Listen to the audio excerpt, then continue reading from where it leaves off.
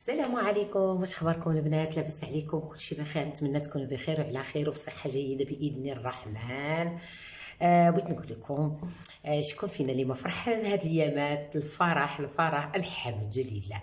بصراحه كنا محتاجين بعد هادشي اللي داز علينا، كنا محتاجين لشي فرحه اللي نحسوا فريمون اننا نحس اننا فرحنا. والمشكل هو فرحنا كاملين، المغاربه والدول العربيه والمسلمه. اللهم لك الحمد والشكر. شكر خاص، شكر الخاص لكاع الدراري تبارك الله ما شاء الرحمن عليهم، الله يحفظهم والله يخلي لهم صحتهم، الله يخلي لهم والديهم ويخليهم هما الوالدين ويخليهم لينا حتى حنايا، لانهم كانوا مفخره لينا الحمد لله على كل حال. ومبروك هاد الشتيوه، ومبروك تبارك الله تبارك الله، تلاقات الافراح. وكي كنعرفوا البنات ملي تيجي البرد تيجي تنبدا تنتقبطوا، تنبداو سميتو البينوارات والحاجه السخونه وغزوي. عرفتي على برد عندنا ما شاء الله. المهم وبهذه المناسبه ومني كيجي البرد وكيبدا فصل الشتاء ضروري كنحيدوا بزاف انواع الاكل وكنعوضوهم بحوايج اخرى اللي هي كتكون سخونه وكتدفي لينا الجسم ديالنا، وكنحسوا بها انها كتقينا من البرد، كتقينا من دوك النزلات تاع البرد، من الكحبه، من الصدر، كتسخن لينا صدرنا. المهم اللي ما غادي نحضر معكم واحد ما عرفتش كيف نقول لها فتات الشطبه بلسان الطير مقومه على حقها وطريقها البنات، ما نقولش لكم. غادي تخليكم معايا وبغيتكم تجربوها لان بالفعل غادي تعجبكم وغادي تعتمدوها خصوصا في العشاء في وقت البرد.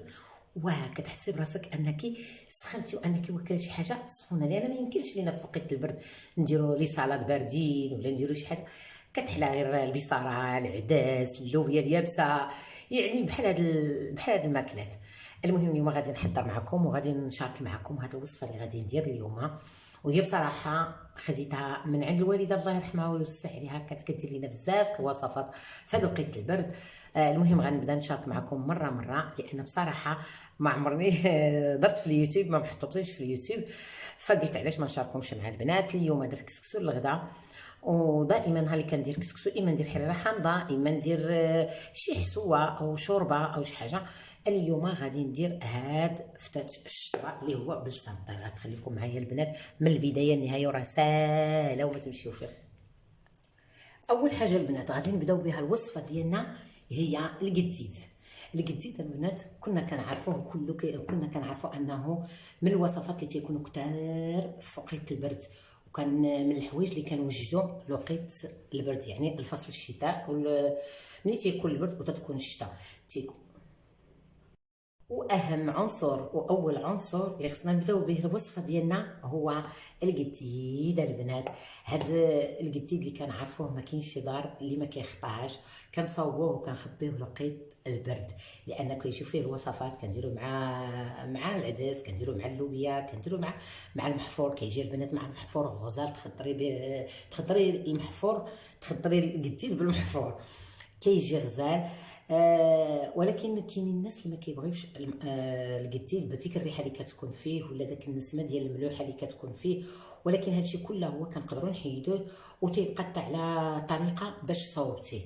بالنسبه لي انا كنصاوب القديد، ولكن ملي كنشرو ما كنخليهش بزاف في الشمس، واحد اليومين كنقلبو هكا وكنجمعو كنديرو في الكونجيلاتور. ما كتبقاش فيه، ماشي ما كتبقاش فيه، كتبقى الريحه ولكن ماشي ديك الريحه المجهده. الكونجيلاتور كتكسرو عاد من بعد ملي كنبغي نستعملو بحال اليوم غادي نستعملو ان شاء الله. نتوما قطعتو طريفات في الزكتو ملي فقدت البارح اليوم الصباح في الزكتو ورطبتو بالماء، ودابا قطعتو طريفات بحال هكذا. وإلا بغيت الطريقه باش غادي نحيدو منو ديك النسمه ديال تتبقى واحد النسمه خفيفه كيبقى بحال الشكل ديال الخليع. غادي ناخذوا القديد ديالنا نجيبو واحد الكاسرونه وغادي نديرو فيها القديد اللي قطعنا، وغادي ندير واحد الكميه ديال الماء. بسم الله، نزيد واحد شويه لانه ما المهم الماء كيبقى على حساب الكميه، خصو غير يكون مغطي بسميتو، يكون الماء مغطي لينا القديد ديالنا. جوج المسائل اللي كنديرو فيه باش نغليوه، انا كنغليه وهذه هي الطريقه اللي كندير.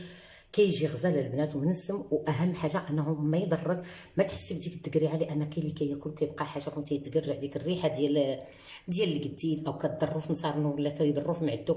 بهذه الطريقه ما بقيش كيضرك ولا كتحسي بشي حاجه، كتاكلي القتيد وكتمتعي بالقتيد، لان القتيد زعما شي حاجه ما عرفتش نقول لكم، انا كنحماق عليه. يعني بهذه الطريقه راه تقدري تاكلي ما تخافي لا يضرك، ما تخافي ينفخ لك المعده ديالك او تبقاي تتقرعي ديك الريحه ديال القتيد، بالعكس كتاكليه وانت مرتاحه.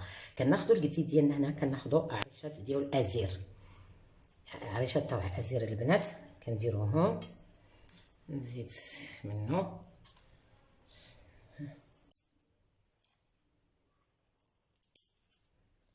وكنزيد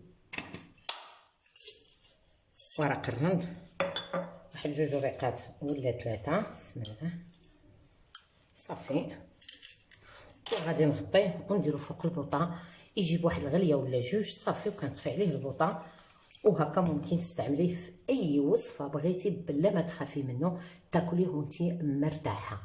يلا البنات عندكم تمشيو، خليكم معايا كيغلى ليا حتى نسلقوا القديد، ما غاديش نخليوه يطيب بزاف، راه يجيب الغليه وصافي. ها هو القديد ديالنا البنات من بعد ما طاب، شوفوا ماشي طاب غير تسلق، جاب الغليه حتى ديك الشحمه اللي تتكون قاصحه وتتكون في هذيك الريحه بزاف كتحيد. صافي دابا غادي نصفيه، نحيد منه دوك الوريقات ديال الرند ونحيد منه ازير صافي، وغادي نخليه نعاود نشللو ونخليه باش نقادو به الوصفه ديالنا اليوم. ناخذ واحد الكوكوط، ضروري تكون الكوكوط باش تسهل علينا المأمور هي باش دغيا يطيب داكشي. وغادي ناخذ هنايا ندير واحد الكميه ديال الزيت، ممكن تخلطي الزيت بلديه مع العاديه مع الروميه، او ديري زيت بلديه. انا درت هنايا زيت بلديه كتعجبني النسمه ديالها. وهنا غادي نقول لكم اشنو غادي نحضر، زعما اشنا هما المواد او المقادير، وفي نفس الوقت كنحضر فيها. هنا قطعت جوج بصيلات رقاق بواحد شلطهم رقاق، ولكن جوج بصيلات موين. هنا درت جوج مطيشات حكيتهم حتى هما. وغادي نزيد القديد اللي ديجا نسمنا وحيدنا منه ديك الملوحه وداكشي ديالو كله. المهم كتبقى اللحيمه تتجي على شكل الخليعه البنات، ما شتي الا درتي هكا وطيبتي درتي فيه البيض وهي سلام. هنا العشوب اللي غادي ندير، درت واحد 3 طريصات ديال الثومه، وغادي نزيد حب رشاد اللي غسلته ونقيته. وهنا الكميه ديال حب رشاد والحبه السوداء والحلبه كتبقى على بالنسبه لك انت شحال كتبغي ديري. كاين اللي كيبغي يكثر هذا الشيء، كاين اللي ما تيبغيش تيبغي القياس. انا درت هنا راس المعلقه، نص معلقه يا ربي صغيره ديال حب رشاد، ونص معلقه ديال السانوج، والحلبه درت معلقه صغيره. هنا غادي نديرو التوابل. بالنسبه للتوابل، التوابل العاديه الابزار والخرقوم.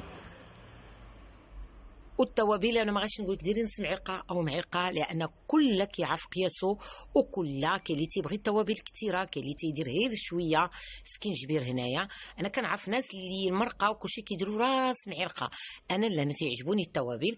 هنا البابريكا او الفلفله حمراء الملحه غنديروا الكميه الكافيه، لانه داك القديد راه ما بقات فيه ملحه البنات. واهم عنصر اللي هي راس الحانوت. راس الحانوت غندير منها واحد الكميه اللي لا باس بها. البرد هذا كاين ماشي مسخن، انا دايره راس الحانوت مقاده مع الليد غزالين، جمعتهم وطحنتهم. هنايا صافي درت كلشي تشحر، ضروري نشحروا البنات. انا كتعجبني اي حاجه نشحر، ما تنحملش نمرق من الاول، لان التشحيره سبحان الله كتعطي البنه، كتخلي دوك التوابل وداكشي اللي دايره كله هو كينسم تيتنسم وكيبقى داك اللوغو. هنايا نقصت البوطه مهيله وخليته حتى تشحر على خاطر.